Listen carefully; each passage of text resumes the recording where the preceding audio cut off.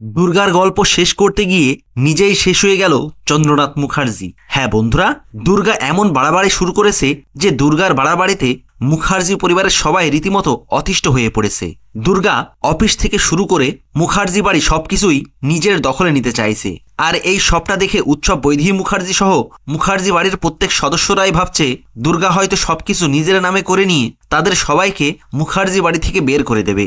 আর তাই তারা এবার বাধ্য হয়ে কৌশিকী মুখার্জির কাছে ফোন দিয়ে কৌশিকী মুখার্জিকে ফিরে আসতে বলছে।